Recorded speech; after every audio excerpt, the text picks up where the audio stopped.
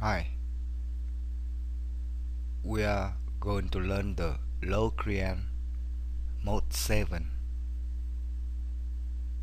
The Locrian Mode 7 is created by the C major scale. The C major scale is a very special scale. The Locrian Mode 7 is the 7th degree of the C major scale. You can count it C, D, E, F, G, A, B. 7 degree. The Locrian Mode 7 formula is a half step between the first and the second, also a half step between the fourth and the fifth step. Before we get into the CAGED system, if you didn't have a chance to go through position 1 through 5 or pattern 1 through 5 of the B Locrian Mode 7, I have video for you to review, because you're gonna have a hard time understand how to connect the pattern to create a cage. I'm gonna let it play forward in ascending from pattern number 1 through 5, and then I'm gonna let it play in reverse descending.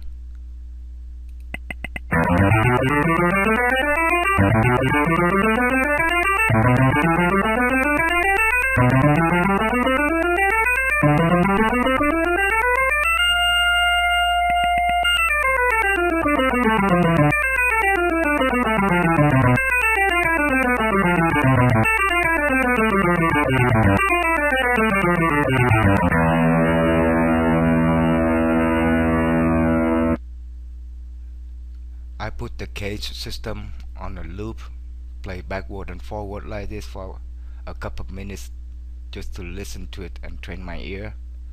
It's awesome tools. Okay, let this display fingering. Let it display degree, interval, and note.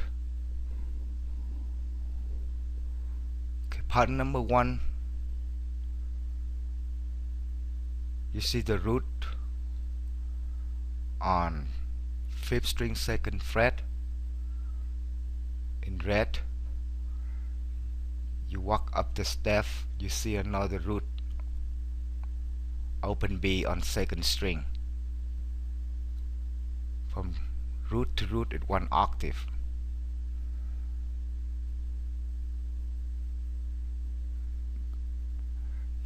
See the root on open string 2nd string. You walk up the step. This note belong to the above octave or high octave. The black note, they are belong to below octave. If you play all the note on the fretboard of part number 1, you're playing 17 note, 3 octave range. Instead of 1 octave, you play from root to root.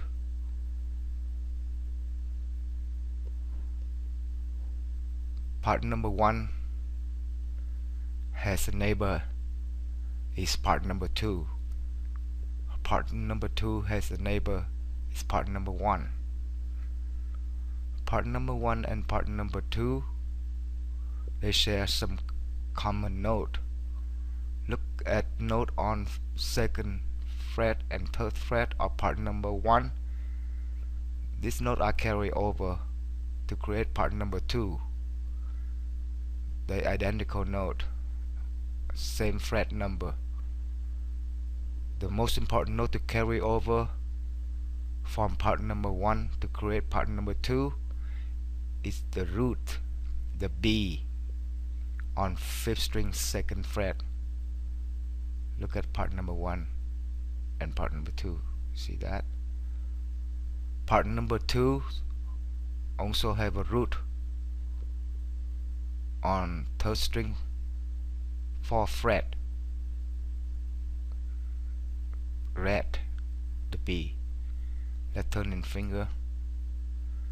See the root that carry over from part number 1 on 5th string 2nd fret. When you carry over on part number 2, we use the index finger to play that root. But in part number 1, we use the middle finger to play that root. You see that? On part number 2, we also use the ring finger to play the root on 3rd string 4th fret. If you play, let's turn it on note. If you play all the note on the second pattern, you're playing 16 note or 16 tone instead of playing from root to root, solid red to solid red. That the main octave only 7 tone or 7 note. Okay, part number 2 also have a neighbor is part number 3. Part number 2 and part number 3, they share some common note.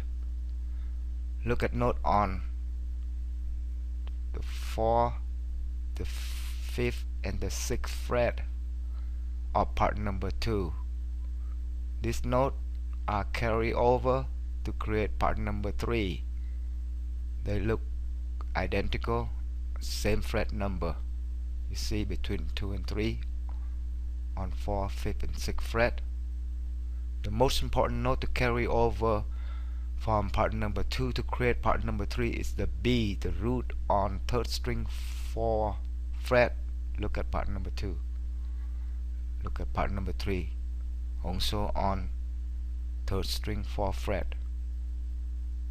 Part number 3 also have a root on 1st string 7th fret and 6th string 7th fret. They both solid red, the root, the B. Let's turn the fingering on. You see the root we carry from part number 2 on 3rd string 4th fret. We use the ring finger to play that root. But when it carry over to part number 3, we use the index finger to play that root now. Look at 3rd string 4th fret of part number 3. On part number 3, we use the ring finger to play the root on 1st string 7th fret. We also use a ring finger to play the root on 6th string 7th fret on part number 3. Let's turn the note on. So part number 3 has neighbor is part number 2. It also has a neighbor as part number 4. Part number 3 and part number 4, they share some common note. Look at fret 7 and 8 of part number 3. These notes are carried over to create part number 4. They look identical note on the same fret. Look at part number 3 and part number 4. The most important note to carry over from part number 3 to create part number 4 is the root on 6th string 7th fret. Look at part number 3. See on number 4, same string, 6th string 7th fret. Also another root on 1st string and 7th fret.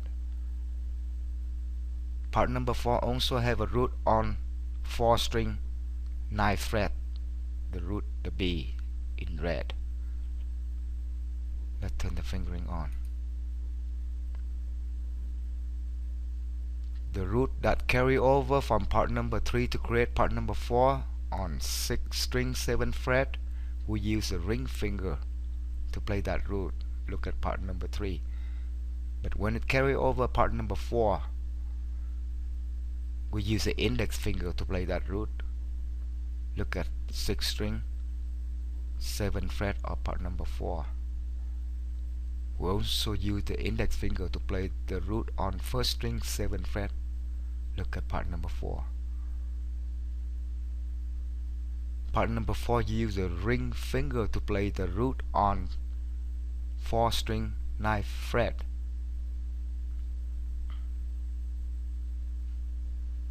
Okay, turn on note. Part number 4 has neighbor is part number 3. It also have a neighbor as part number 5. Or part number 5 has a neighbor is part number 4. Part number 4 and part number 5, they share some common note. Look at note on fret 9 and 10 of part number 4. These notes are carried over to create part number 5. They are identical note, same fret number. The most important note to carry over from part number 4 is the root, the B on 4th string 9th fret. Carry over to the part number 5, same string, 4th string 9th fret. Part number 5 also have another root on 2nd string 12th fret, the B in red. Let's turn the fingering on. The root that carry over from part number 4 on 4th string 9th fret, we use a pinky to play that root on part number 4. I'm sorry, we use the ring finger to play that root. But when it carry over part number 5, we use the index finger to play that root now. Look at the 4th string 9th fret. Part number 5 use the ring finger to play the root on 2nd string 12th fret. Okay, so it doesn't matter what pattern you are working on, just locate the root, then either walk up the step or walk down the step to find the other root to cap it in one octave, not the main octave. For example, in part number 1, any note that play above the root on 2nd string, open the root, turn to note, the B. Any note above the root B on 2nd string, open string, they are belong to above octave. Any note that below the root, the B on 5th string 2nd fret, this note belong to below octave. You see all the black note, they belong to below octave. The C on 2nd string 1st fret, the D, the E, the F, the G, they belong to above octave. Same way, look at part number 2. The root carry over from part number 1 on 5th string 2nd fret. Look at part number 2. From that root, walk up the step and find the next root, the B on 3rd string 4th fret. That's the main octave. You just walk.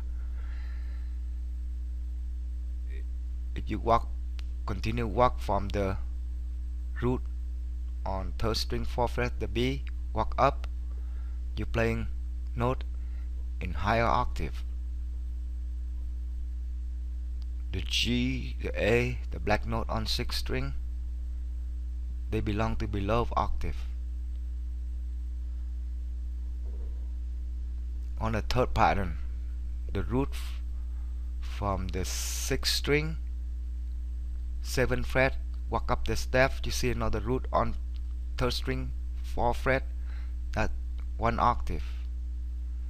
Continue walking from the root on 3rd string 4th fret, walk up, you see another root on 1st string 7th fret, that higher octave.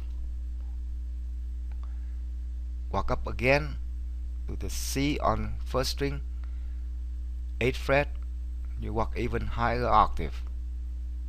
The black note, 6th string, 5th fret, the A, that belong to below octave. Same way to analyze with part number 4. Same way to analyze with part number 5.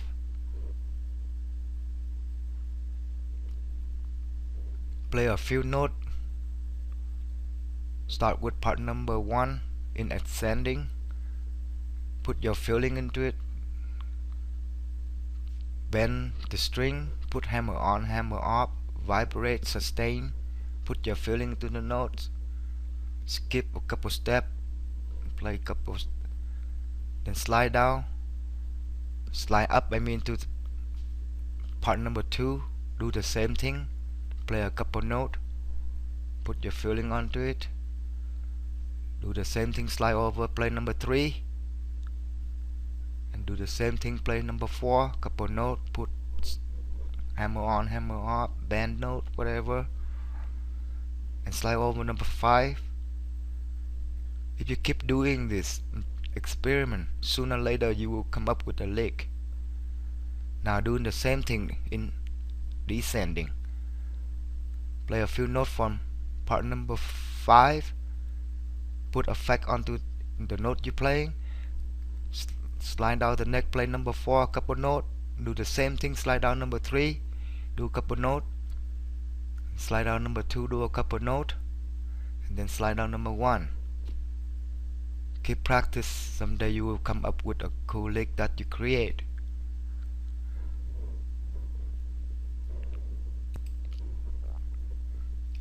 Here is a different view. We have the low E or 6th string on top, and the first string or high E at the bottom. The other view, we have the first string or high E on top and low E at the bottom. I like to look at 6th string or low E on top. It's easier for me, but it's good to know how to read both view, first string on top and 6th string on top. The technique how to learn the scale step, the fingering, the finger that using to play the root, it's the same thing with both view, no different. Okay, I'm gonna let it play ascending from part number 1 through part number 5, and then I'm gonna let it play in reverse, descending.